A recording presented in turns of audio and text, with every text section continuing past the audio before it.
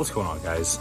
Today we're talking about water changes, how often you should do them, how I do mine, and the products I recommend when I use or what I use in my water changes.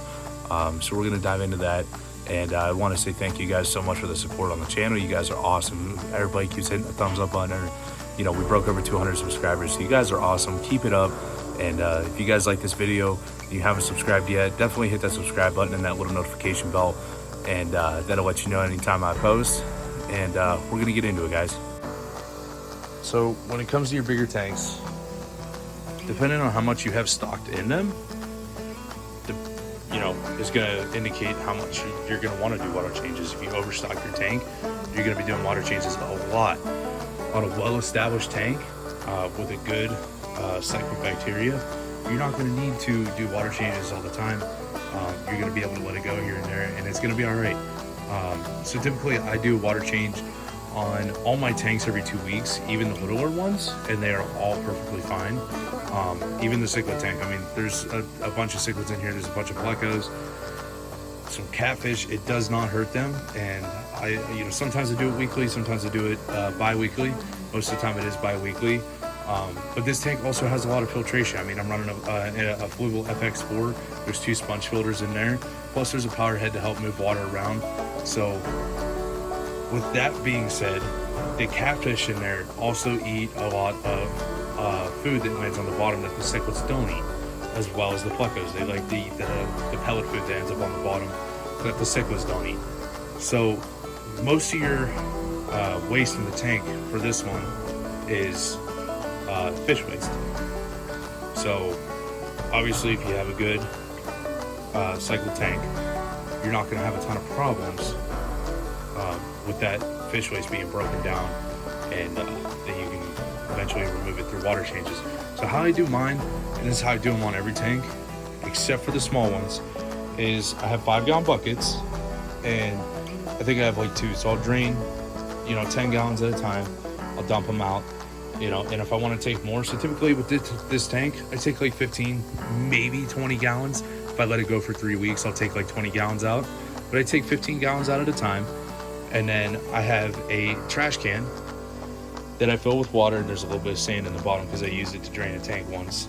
And this is just a pond fountain pump in here, and this pump's like, it's got a lift of like 5.5 feet. So even for the taller tank that I have, it works great. I think this is like a 32-gallon trash can or something. And then I have a Eheim heater with the 300 waters. So I just put that in there, and like when I fill it, because I only have the ability to fill it with cold water, I will actually fill it up, let the heater soak in the cold water so it doesn't break as soon as you kick it on. So I let the heater soak for about a half hour, maybe 45 minutes, and then I'll plug it in, and I plug the pump in without the hose on it, and that circulates the water.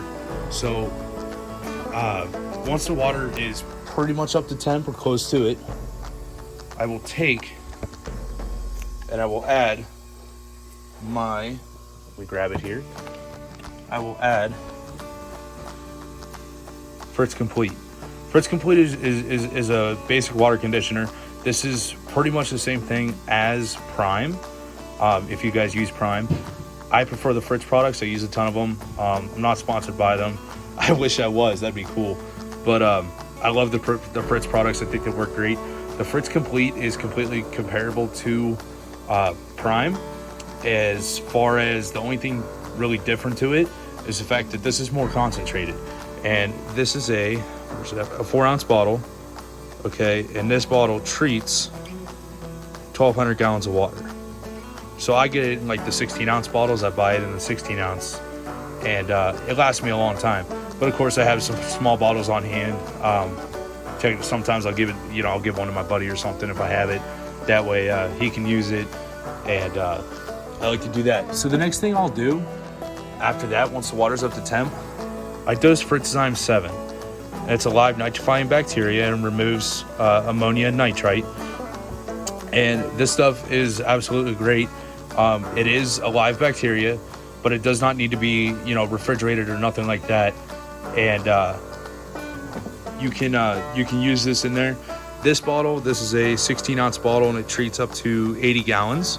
So this stuff, I mean, go through it pretty quick. But I don't put that much in. I don't use that much of it. I just use a little bit as a little bit of a kicker. To help. If any of the levels are elevated, I use it to reduce any levels that or help reduce that might be elevated. And then aside from the Fritzzyme 7, you could also use the Fritzzyme 9, which is for marine, but at the same time, it still works. It's for saltwater, but it still works. It works in freshwater, but the freshwater one, the Fritzzyme 7, will not work in saltwater. So you can use the Fritzzyme 9 if you have it, and it will work in the freshwater. So aside from that, that's all I put in my water before, and I let it filter for a few minutes and circulate. And aside from that, that's all I put in the water. Nothing else, because the Complete takes care of everything, as well as the Fritzzyme 7 or the Fritzzyme 9. You can also use Fritzzyme, Monster 360, and that's going to help remove sludge and stuff from the tank.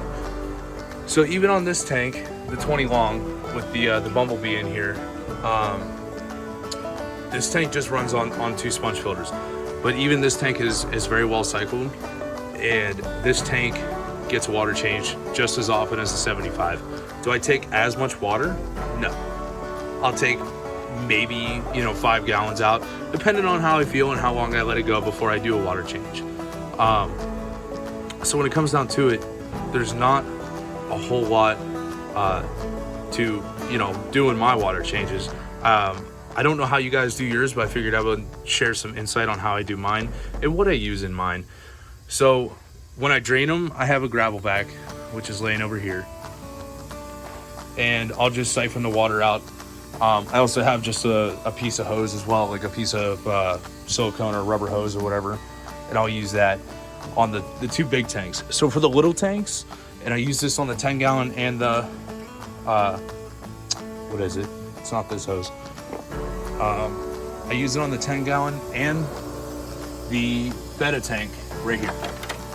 So this is some bigger airline, and so your regular airline is 15/16.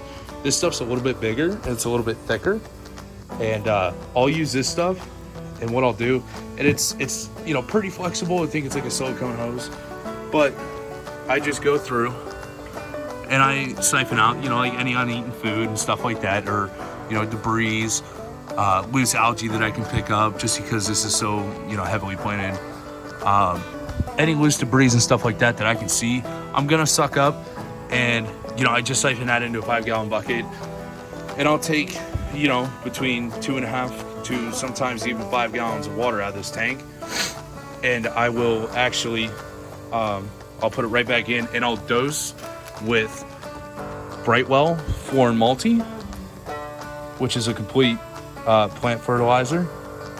So definitely something great to use in your planted aquariums. I have used the API, and I think you can see it down there. That's the algae fix, actually. I'm looking at it right now. But the API fertilizers work great too. I just like the Brightwell. So I use that. And I do the same thing on the Beta tank here. And you can see there's a little bit of algae growing and stuff like that. But he doesn't mind it. The water, the levels in the water, the ammonia or the nitrate doesn't get too high. It doesn't get high enough to hurt him or nothing like that, because everything's stable. The tank is established. Excuse me. And the plants absolutely help reduce your levels and stuff. So definitely something to look into, guys. If you don't use live plants in your aquariums, I definitely recommend it. It's gonna save you a lot of I wouldn't say a lot of maintenance, but it's definitely gonna help reduce your maintenance a little bit because of how they filter the water and stuff like that. and see, he's hiding in there. But so then even on this little, I have a little, if you guys remember, the quarantine tank has become pretty much an aquaculture tank for plants. I'm growing some Java moss in here, and then I actually have this piece. This is a Nubius Nano, as well as this piece here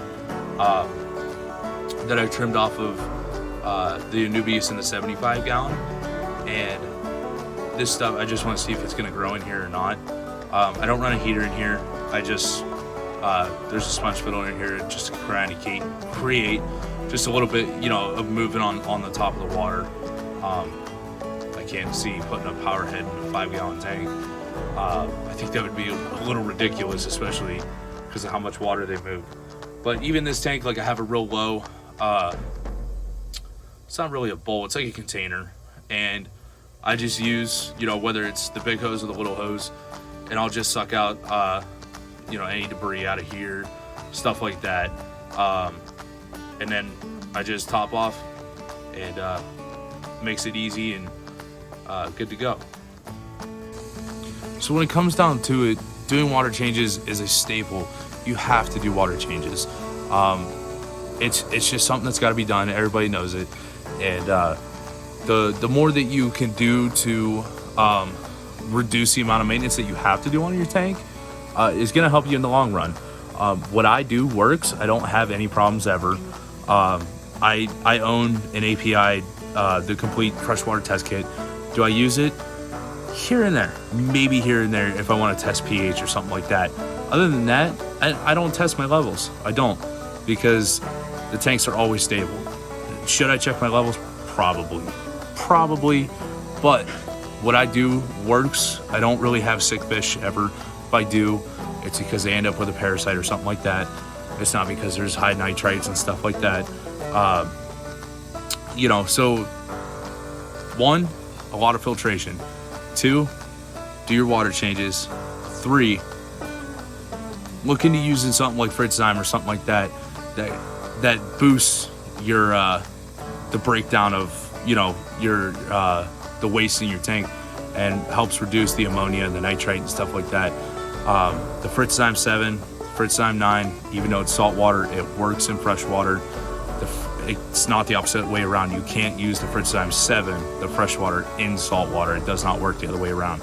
But the saltwater one does work in the fresh water if you have that available. Any extra, I mean, I think like, I want to say like PetSmart sells their own brand of, I think it's made by like Topfin or something, that it's a live nitrifying bacteria. There's a ton of companies that make the live bacteria in a bottle that you don't have to refrigerate. It's not like Fritz Turbo Start where it's for cycling tanks. It's strictly to help, you know, well, I mean, you can technically use it. I wouldn't recommend using it to cycle a tank. I would actually use like a tank starter, you know, something like that. But definitely look into something like that for doing your water changes. It's going to help you tremendously. It's going to help reduce levels. So, you know, always be aware of that stuff. Always look into that. And always look into live plants, guys. If you keep cichlids, you can put a Nubius in the tank. They're not going to eat it. Other plants, they're probably going to eat it.